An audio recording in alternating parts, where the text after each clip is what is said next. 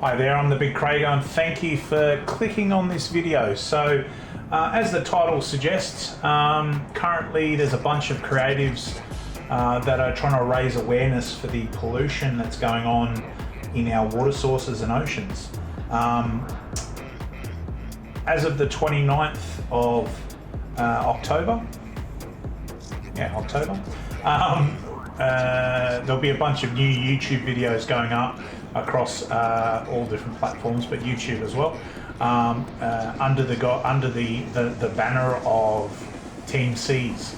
I'm just trying to build a bit of awareness before that kicks off, trying my hardest to sort of encourage other creatives and people to actually support their favourite streamers as they try and raise that awareness to clean up our oceans. So Team Seas is actually trying to raise, or will raise, $30 million to remove 30 million pounds of rubbish from the ocean. It's pretty good. It's a pretty big deal. So this has been headed up by a number of massive YouTubers, including Mr. Beast, which is how I became aware of it, why I decided to jump on board and try and do my little bit. So over the coming weeks and months, I'll actually be running a lot of different events on stream and on my channel to try and encourage my followers and subscribers to also support this channel. If you have a YouTuber that you follow that you're keen to get them involved, make them aware, ask them what they're doing for the Team Seas initiative. If they're not, they could probably go and check it out. If they are, support them. Let them know that it's important to you too. I'm just gonna put this on while we're talking, because obviously watching a title screen is a bit boring.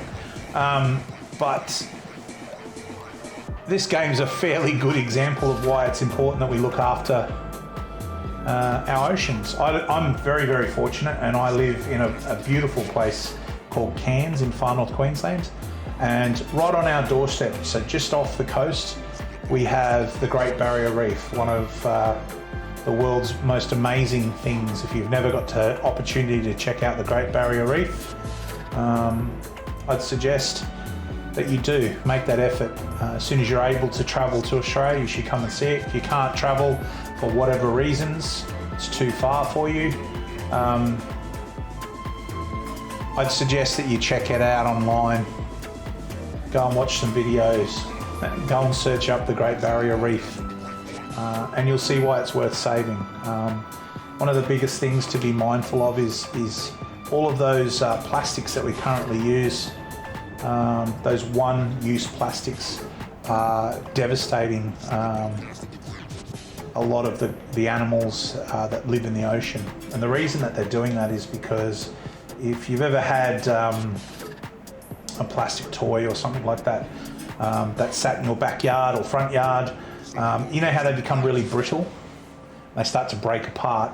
Imagine living in the ocean where not only are you constantly, always in the sunlight being blasted by it, but it magnifies that heat when you're in the water, the reflections, etc., and makes the plastics brittle. Plus it's also getting rolled in the waves, and as it gets rolled, it breaks down into small pieces and smaller and smaller and smaller pieces.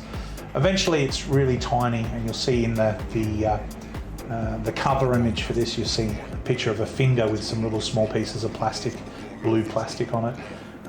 It gets even smaller than that. But as a fish swims along, it'll see these reflections, and fish being fish, they attack reflections for food, and they ingest some of that plastic. So that's not good for them.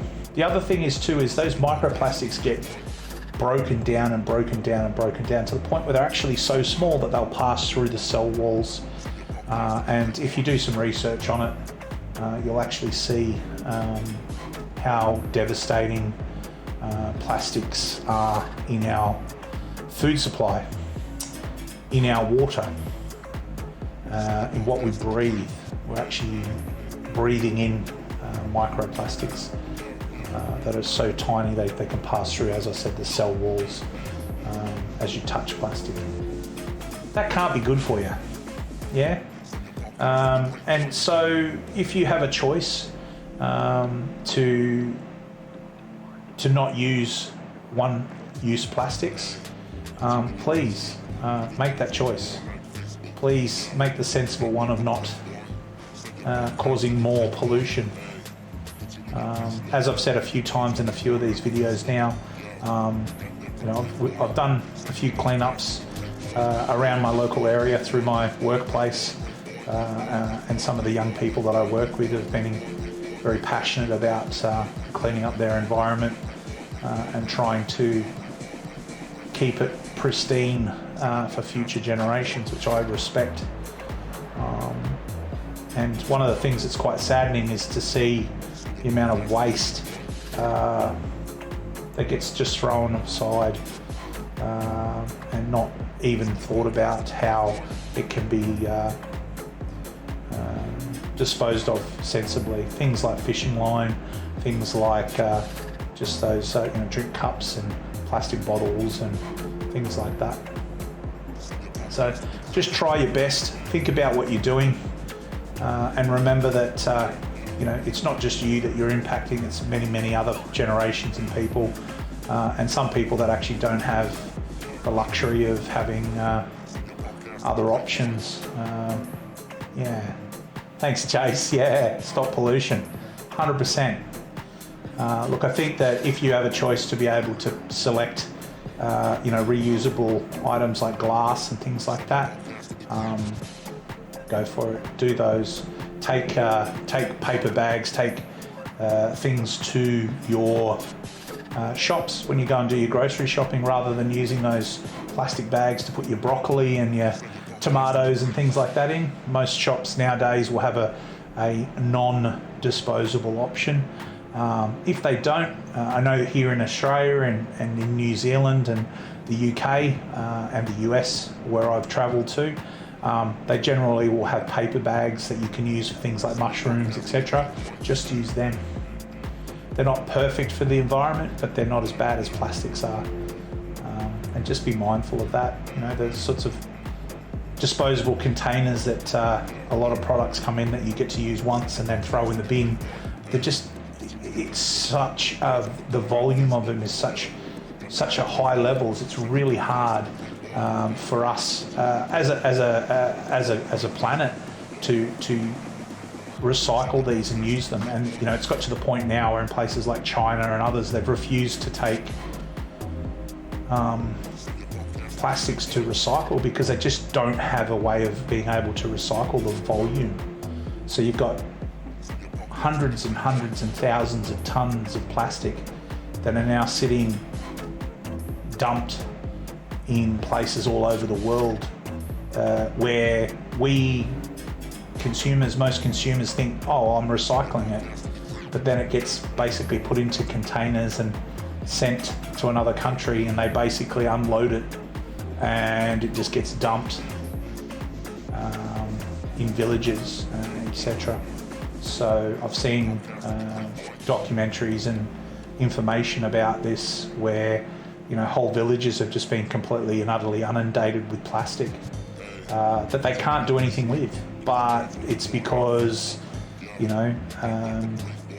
needs to be taken away from, for example, Australia, where we want to recycle it. So it gets shipped to another country where we think it's being recycled, but actually in reality it's just been dumped, because those countries don't have the same level of restrictions that we have about people dumping rubbish. So that's pretty scary when you think about it that way, and I would definitely suggest looking into how your recycled plastics are being treated, where they're being sent, because in reality, even the designer of plastics said that if there was one thing that he could do in life would be to not invent plastics, because he doesn't feel that they're actually the thing that they weren't used in the way that he hoped that they would be. And obviously as they became and they got adopted more and more by the petrochemical companies that have that as a byproduct, it's a great way for them to be able to spread out. They've got fuel, petrol or gas if you're in the US, that comes from oil, and plastics is a byproduct. They're long chain polymers, and you know, it's a great way of using a byproduct to sell a byproduct to make more profit. And I have no issues with people making profit, and if we just remove plastics from existence today, there'd be huge amounts of horrible impacts on our society and the globe, but we need to be sensible in the way that we personally choose to use them to try and reduce, because as I just said, companies want to make profit, and if you choose to not use their products because they're not being sensible about how they're producing the packaging, they're going to make better choices. Yeah, better choices that are more sustainable for us, and so that some of these crazy grey reef sharks, etc., don't end up ingesting plastic. And we've all seen the images of turtles with plastic straws in their nose and stuff like that, which was horrible. And you think about how much of an impact globally has happened since those images started to be spread, where a lot of places around the world now don't have plastic straws. They have metal straws, or they have paper straws. And the good thing about paper straws is when they get wet, they break down into paper, and it is biodegradable. So just be mindful of that, guys. I'm not trying to preach at you. Go and check it out. Make informed choices.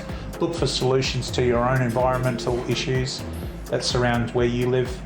I live in a place similar to this that's on the screen here, and I don't want my kids to miss out on seeing the reef. I don't want my kids to not be able to go diving, or go and sit on a glass bottom boat and watch these beautiful triggerfish, coral shroud as the picture's saying. That's important to me, and something that I grew up enjoying, and hope will be around for many generations to come. So do what you can. As I said before, guys, Mondays, Wednesdays and Fridays, 7 p.m. to 10 p.m. Australian Eastern Standard Time is when I stream.